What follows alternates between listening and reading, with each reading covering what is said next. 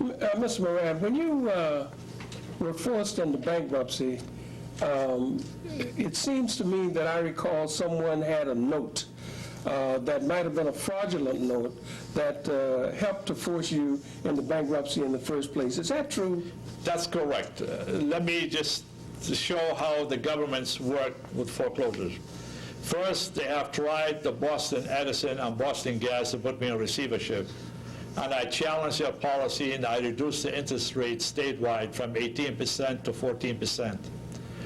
Second, the Attorney General Scott Harshbarger with the Boston Development Authority and the city, they won for receivership from the Judge Catherine White, and they lost our receivership. Third, since they had no other avenue, they relied on a junior mortgagor by the name Mario Negotia, and he was the hitman for the governments in order to go ahead and have a fraudulent note that the original note was 18%, his attorney signed, and the foreclosure was based on 18% note, and they altered the note to 24%. Now, they went from the Judge Catherine White, and Judge Catherine White was familiar with the receivership and familiar under foreclosure. There is a statute, Mandela under 121A, which is called excise tax. And the only exception to the rule, it go into condo conversion, is to go into auction. That means that will give the governments a chance for the developers to take it over and put the burden on Al Mourad, why he was foreclosed on, he did not pay his bills, and use them as an scapegoat. So Judge White issued an injunction that Mario Negocia's attorney filed another motion from the Judge Maria Lopez. In the meantime, the case was transferred to the federal court because HUD was involved, and she had no jurisdiction over the case.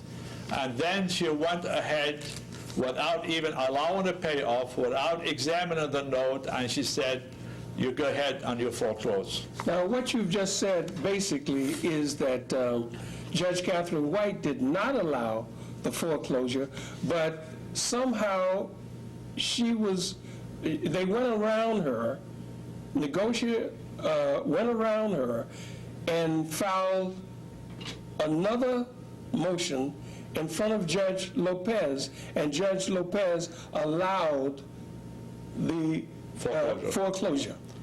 And after Judge Lopez allowed the foreclosure, then you were forced to go into the bankruptcy court to stop the foreclosure. Is that true? Yes, let me go a little bit further. After Judge Lopez allowed the foreclosure, I hired a firm by Reuben Redman, Michael Altman. He said to me, let's take a look at the note and have your accountant do the calculation of the figure, and let's send them a check for the payoff of the note, and that should satisfy the foreclosure. So the case then was, he filed a motion and was in front of Judge Spurlock. And the payoff figure was $13,500, and the money was sent to the attorney for Mario Negotia, and the check was sent back, and they went back from the Judge Spurlock, and Spurlock allowed the foreclosure without considering the payoff figure of $13,500. In the meantime, Judge Spurlock's wife, when the Attorney General went for receivership, she was the head of the criminal investigation, and he recused himself in the prior motions on V&M management. The question is, why this Judge Spurlock at that day, he became the residing judge? I have a problem with that. So he recused himself in dealing with your company at one point. Correct. But then when it came to allowing it into foreclosure, Correct. Judge Spurlock allowed it to go into foreclosure. And sanctioned my attorney on top of it. And sanctioned Michael Altman? Michael Altman, yes. Why did he sanction Michael Altman?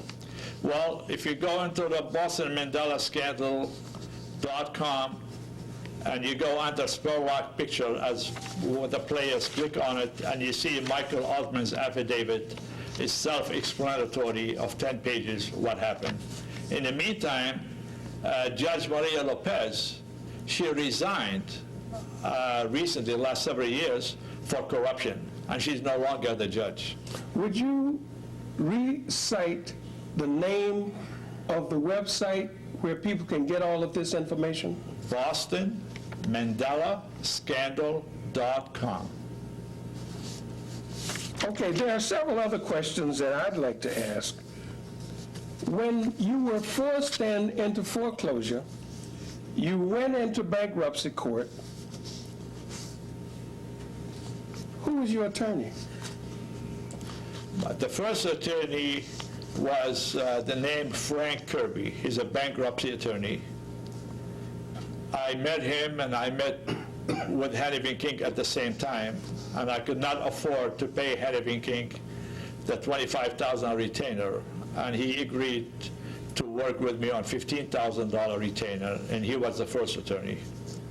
And the first thing he did, he disclosed to me that he did have a previous problem with Judge Kenner. His last Lebanese client, Middle Eastern, she destroyed him, and he was concerned, the fact I'm Middle Eastern, that we're going to have a problem with her.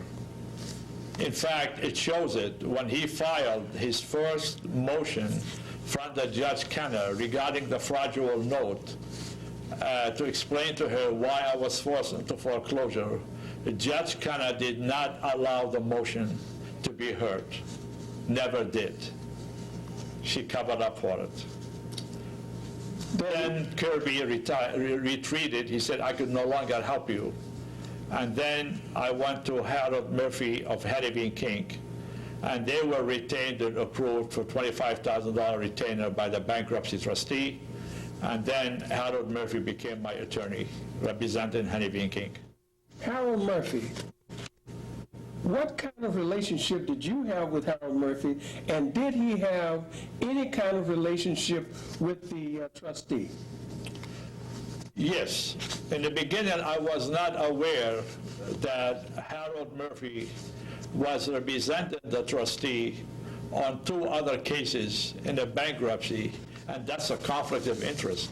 In fact, the trustee, he had an obligation, part of the procedure, to file an affidavit, an amended complaint, that he has no relationship with the debtor's attorney. And in that case, my attorney was representing him in front of the same judge, Judge Carol Kenner. I filed bankruptcy on April the 2nd, and Harold Murphy and the trustee were in front of Judge Kenner on April the 11th. That's a clear conflict of interest. That shows Harold Murphy from day one, he was not going to represent the interest of Al Mourad as a sole shareholder of the corporation or the creditors. He was going to give Mandela away to Stephen Gray. And that did happen. How did it appear that they wanted to give it away to Stephen Gray? Because Stephen Gray, in the first 30 days, when he was appointed a trustee, immediately he got an appraisal and he devalued 276 units, it's shocking, for $100,000 to auction it on the block. In the meantime, Harold Murphy was aware that I had appraisals of $12 million by Frank Petrosky, and I had commitments of $5.5 million from Greystone at that time, multi-loan, and I had nothing but money. So clearly, if Harold Murphy was representing my interest, he should have right away told Judge Kenner, Your Honor, if the trustee, the best he could do for the interest of the creditors to auction 276 units that cost HUD $12 million to build, and the city assessed the land alone for $10 million, well, my client got a check for $5.5 million. We should take the property back today. Did Harold Murphy ever tell Judge Kenner that you had property values by individuals who had done assessments on your property for $12 million? No, he never disclosed that. And the fact of the matter, Harold Murphy stepped aside, and the trustee hired another attorney by Paul Moore, and Paul Moore becomes the trustee attorney